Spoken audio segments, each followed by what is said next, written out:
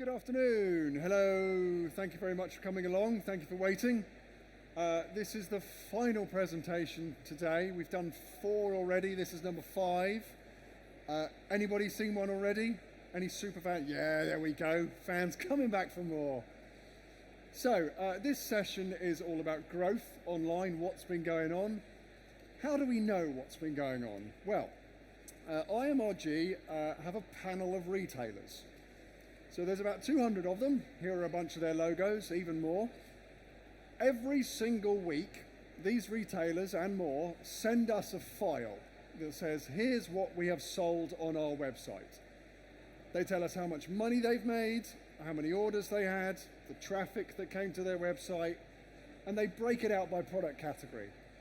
So when someone like John Lewis gives us their sales figures, they will say, here's how much we've earned on our website, and here's how much we earned in menswear, here's how much we earned in small electronics, here's what we earned in skincare, here's what we earned in furniture. We then put it all into lots of different pots and work out collectively how has the group done. And the idea is that it gives you a pretty good interpretation as to what the general market has been doing. It represents about £26 billion in online spend each year, so it's a very good sample. And what you're about to see is the collective result from all of these retailers that will give you a pretty good indication as to whether the market's been doing this or whether it's been doing this. So let's take a little look. Any guesses as to whether the market's actually been good or bad this year? No? So if you put everybody in the same pot, if you worked out collectively how they have all done, and if you started at the back end of last year, so running on the y-axis there is year-on-year growth. Was more money made that month than the year before or less money? This is what the chart looks like. So that great big dip that you see at the beginning, that is a massive trough because it's being compared against to 1 year earlier, which was the beginning of 2021, which was still COVID pandemic nonsense, when a lot of the high street was closed for quite a bit of it. As soon as the high street got closed during the pandemic, online went through the roof. So 1 year later, it had a very tough time being compared. But then, as we reached to March and April period, we all thought, yay, COVID year-on-year analysis is going to go. We'll have something resembling growth. And what came along? Cost of living, inflation, all the fun interest rates. And so for the rest of the year, and pretty much all of 2023, we have seen negative growth. It's usually around -3, -4, -5% month in, month out. Until August, God bless it, managed to just go and get some positive growth. It was about 1%, but it was up.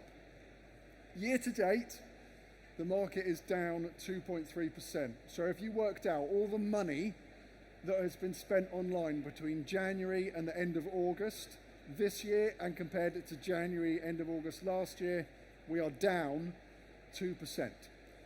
September, by the way, as a sneak peek, it's been crap. It really has not been very good. September first 2 weeks, really poor. Now, as I said, we can break that out by different product categories, and we've got about 25 or 30 in total. Here are the main 5 that we have. So the yellow one is clothing, the green one is home and garden, grey is electricals. The general gist, one of the biggest takeaways here is that yellow line. That's the clothing one. Clothing has not had a good year at all, mainly because of the good old British weather. Summer didn't really turn up in force, and you had loads of retailers with their spring and summer collections just not selling.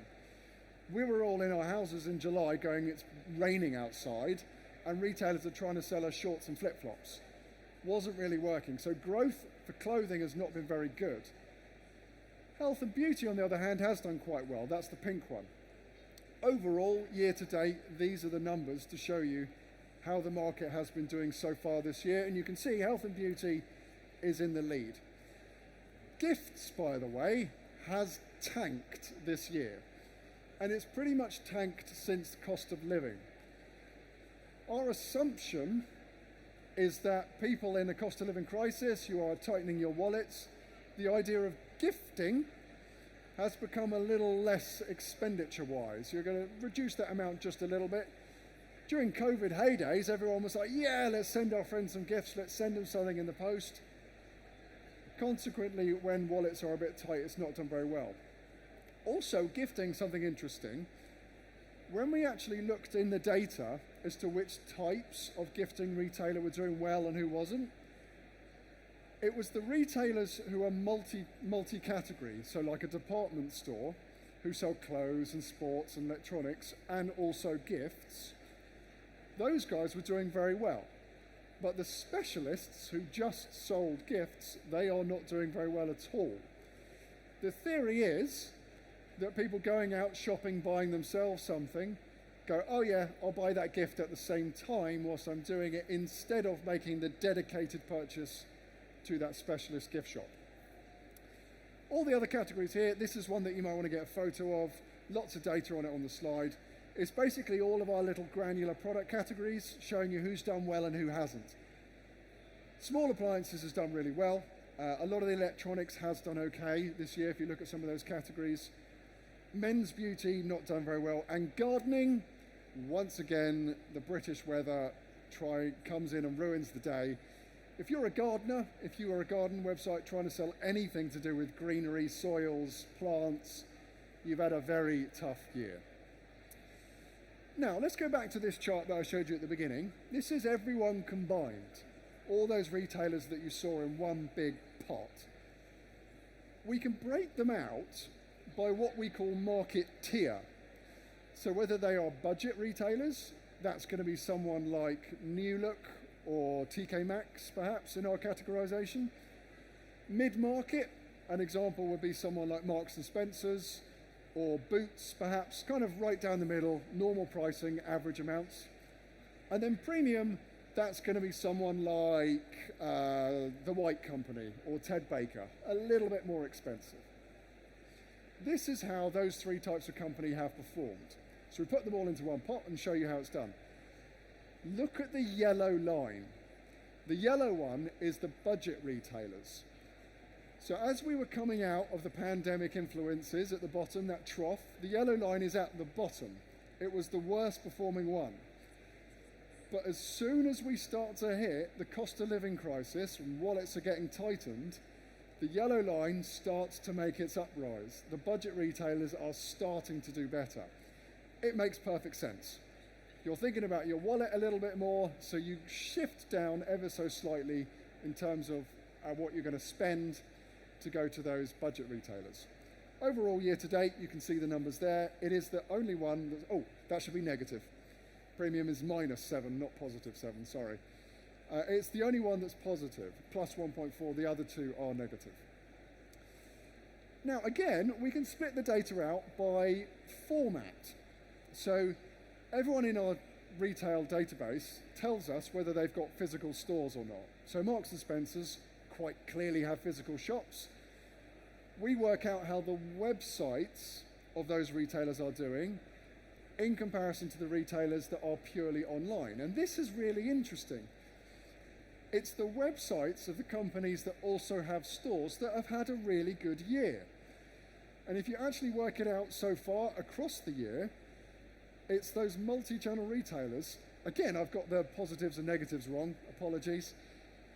They're the ones that are actually doing quite well. That's +9.8%, by the way, +9.8%. So that's how the industry has done this year. This is what they've actually been doing and delivering to us in their sales figures. Earlier on this year, we sent out a survey round about Easter, kind of March time, and we sent it to all the people that run these websites, usually the e-commerce director or the head of online, and we said to them, what are your predictions for this year? How do you think you're actually going to do? And we said, year-on-year growth-wise, what are you expecting for this year? And we gave them some brackets to say, do you think you're going to do really well and you're going to get 25% or more year-on-year, or are you going to do really badly and you're going to get less than 25% year-on-year? This is what the responses told us. So 46% of retailers told us they were going to earn something between 0 and 10% online this year. I love the positivity of it. The optimism was there, but as you just saw, they haven't quite managed to actually land and get that growth. So what we then said was, let's take a little look at this. So we're going to compare now the forecast of what each retailer told us and what they actually did. And we've got it for about 60 or so retailers here that we've pulled out at random. So the first 4 are the most pessimistic of the bunch. That green line shows you where those first 4 retailers thought they were going to come out this year. Somewhere between 10 and minus 25. And the blue line next to it is what they've actually done, bugger. So they actually did a lot worse than they thought they were going to do. The next batch, similar idea, the same or worse, and then that's everyone in combination. The reality of this is that everybody thought they were going to do slightly better than they actually were, apart from one group. The only people that have actually exceeded expectations are the ones at the very top who thought they were going to do really well anyway. Everybody else has kind of just done what was expected or worse. So 2023 has not been as good a year as everyone thought it was going to be at the beginning. So something else that's quite useful is we actually said to these retailers, so what are you doing this year in order to get that growth? And we gave them a list of things to say, what sort of activity are you up to that's going to help you achieve that growth? Is it things like you're going to go into new product categories? Are you going to launch internationally? Hopefully, I'm guessing you've at least done one of these so far this year to try and get some kind of growth. These are the most popular ones, and it's ordered. So the most popular ones, that is the activity that retailers have done this year to try and achieve growth. And the number one thing was move into new categories. And we actually had a little look to work out which category retailers were moving into most. Home and garden. Home and garden is the category that most people pivoted into. Now, the next thing we said, what are your biggest concerns? What are you worried about? What keeps you up at night? Is it the cost of living? Is it inflation? Is it your employees? These are the answers. And once again, they are ordered in the way. So it would appear that increased competitors from new entrants was the least of their worries. It was actually cost of living, which kind of makes sense because that's been the biggest impact on all of the numbers that we've seen. We can properly see in our numbers cost of living has screwed a lot of people. Now, next up, we said what activities is important to you because of the cost of living crisis. So the fact that this has turned up, inflation is through the roof and interest rates are through the roof, what suddenly changed? And we asked them to give a ranking, basically, where we said, give this one 10 points, give this one 9 points, give this one 8 points, in terms of its importance to you. The higher the score, the more important it's suddenly become. And wouldn't you know, the top 2 are all about customers. But I think the surprising conclusion here is the top answer. New customer acquisition was the number 1 priority that retailers suddenly said was on their hit list. That's really expensive. It's one of the most costly things that you're going to be spending your cash on. Why don't you focus on this lot, who in countless numbers of studies have proven that they're actually worth more? So at least every other retailer said that existing customers or new customers was on their hit list. And notably, 68% said that reducing returns was quite low, which I'd always thought was kind of a top priority. Now, we've got a special guest now. After the special guest, I'm going to show you a forecast that we've got for what's going to happen over the rest of this year. And we're actually going to map interest rates and inflation against growth. It sounds terribly boring, but it is exciting. So without further ado, I'm going to hand over to Rachel, who is our guest today from Entropy. Got some really interesting stuff to talk to you about growth. So please welcome Rachel if you can. There you go. Hello, can everyone hear me? I'm from Entropy, and I just want to talk to you about strategizing growth in the kind of realms of marketing. So we've looked at some of the activities, but also what about growth through marketing? Entropy look at the science of growth. So we have lots of client side, agency side, and data science experts, and we partner with brands to accelerate growth. These are the services that we work across. So MMM, which I'm going to speak about today, which is marketing mix modeling or econometrics, digital commerce, so some of the things that Matt spoke about with regards to SEO optimization, and then also digital marketing as a broader practice as well. We also work with industry bodies, so looking at out of home, how do you measure out of home, working with ISBA about visibility and viewability and the digital shelf, and also radio as well. So the question that I wanted to ask really was, does anyone currently use econometrics or marketing mix modeling? If there's a show of hands, if this is something that anyone's doing. And then the other question I wanted to ask was the attribution model. How many people are using last click as their main attribution model? Okay. So marketing mix modeling looks at how you can answer key business questions by asking things like, when am I spending too much on media? How do I optimize the channel? It's not just digital, but it's also about being able to see a full holistic view of everything across what you're doing across the board. GA4 has been a nightmare for a lot of us. And also the attribution model of last click is no longer really proving effective. And so something like MMM, when you were thinking about strategizing growth, can really help you look at measuring apples for apples, not just looking at Google and Meta, but also looking at pricing and promotions. These are the kind of areas that we've seen further prove difficult. GDPR, iOS,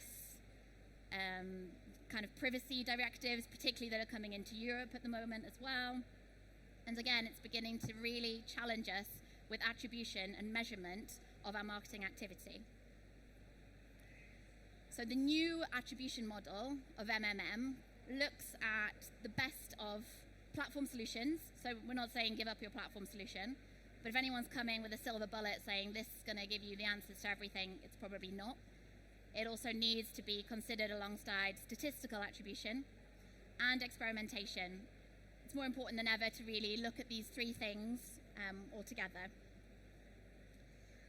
And MMM or DMMM, which is something that Entropy are pioneering, which is this dynamic mix modeling, kind of helps bypass the last click problems, and it helps understand not just media as a driver, but what else is happening. So how can we navigate the walled gardens? What does that data actually look like when it's pulled out of GA4 and it's modeled in a way to be able to be presented against, well, what is your pricing and promotion strategy doing? Attribution is now understanding and quantifying all the drivers of your business, not just what your digital ads are doing. So it's things like, again, as was touched on by IMRG, how has the weather actually affected sales? How can you bring that into modeling? How can you look at that as a performance driver? The insights that we've seen from DMMM prove what is driving performance by bringing it all together in the same model, and also improves things like budget setting and what channels you're actually using. With DMMM, it's this marketing mix modeling, but it's at the speed of e-commerce. We're a fast-moving industry. It's being able to take project-based analytics and big consultancy projects and bring them into a smaller, faster-paced environment to be able to show which channels are giving the growth that you need and how can you use those channels better to strategize that future investments. Just going to look at a quick case study to recap and explain it. So we worked with a premium menswear brand in 2022. They were experiencing quite exponential growth and they had very ambitious targets.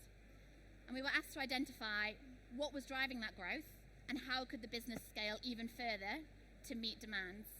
So using DMMM we identified all the different drivers and we advised them how they could therefore look at their investment across all these different drivers to further scale the business. This is just representative, so don't take out of home as the huge kind of revenue ROI here. But this is the kind of information that the model can provide, and it tells us which channels actually have further headroom. And by that I mean, can you actually spend more on Facebook, for example, and gain more customers, or are you maxed out? And should you be looking at putting more spend into smaller channels like Bing, for example, and marketing mix modeling and DMMM in particular can tell you that, alongside which other channels you should be looking at from the 5Ps point of view as well. This significant growth for this retailer meant optimizing their current channel mix and recommending across both paid, earned and owned, which is why we've got a lovely picture of The Rock there, who was one of their kind of ambassadors. And this strategy, using DMMM and making the different recommendations, achieved 95% of growth in 2022 for them. In numbers, we increased their paid media channels from 6 to 12. Their D2C sales increased by 95%, with an ROI improvement of 19%, and ad spends to sales ratio improvement was 14%. So a quick summary. Marketing spend is getting very expensive and more complex to manage. Again, on previous slides by IMRG, acquisition and retention remain the top two priorities. Attribution is therefore so important to understand what is working, what can work, where there's more growth. GA4 is a headache for a lot of people, particularly with smaller teams that have relied historically on marketing to kind of help drive those insights. Multiple channel effectiveness is getting more difficult, not easier. And with DMMM, this allows you to understand the performance of all channels, other media if appropriate, and optimize for profitable growth. In a nutshell, DMMM is the next step in marketing attribution, and it's something that we are helping e-commerce operators with, of all sizes, to be able to really understand how they can strategize their marketing growth. This isn't me, I stood in last minute for my boss, but if you want to get in touch with us, this is Alex's LinkedIn, and I'll be around at the end as well to kind of discuss further. Thank you. Thank you very much. Thank you. Can you hear me? Are we back on? Well, thank you very much, Rachel. She's literally stepped in with about 3 minutes to spare. Her boss had to rush off a family emergency, so very good job to super last minute. Are you having a good show so far? It's towards the end of the day. Lots of nods, lots of good contacts, chats, sessions. Everyone had a good time? Good. Right, we're on to the final furlong, ladies and gentlemen, the last bit of today's presentation. And as promised, it's the really juicy economic stuff about interest rates and inflation. Let's take a look at what the numbers actually show us. So we've plotted this over a very long period of time. This is, if you can't see at the back, that is the beginning of 2019. This line here is the year-on-year growth online retail experienced during that very long time period. The whopping great big spike that you see about 1/3 of the way in, that massive spike is the week when Black Friday shifted. So it was being compared against a non-Black Friday week the year before. Sometimes the calendar falls odd, so it's a huge week by a calendar quirk as opposed to something fantastic. But on the right hand side, we have a different axis where we can introduce the interest rate of what the UK has done, and we can bring in the inflation rate as well. Now the two green and yellow lines kind of go up, and everyone starts to panic and your wallets start to get pinched, and it has kept the growth down. So as soon as I mentioned right at the beginning, as soon as we got to around about here, we all thought, yay, growth's going to come back. But that yellow line really started to take off at that point, and it has kept growth down. But what about basket values? So same two lines, same yellow and same green on the right-hand side axis. What we'll bring out on the left-hand side axis is the average basket value. So we're able to work out whether more or less money is being spent at the tills. And it's quite interesting. You can kind of see a bit of an uptick as some of those interest rates go up and the inflation rate increases. It's not a massive consistent spike. It does do this a bit, but there's definitely a correlation. And lastly, we can look at conversion rates as to whether conversion rates have gone down or whether they've stayed flat.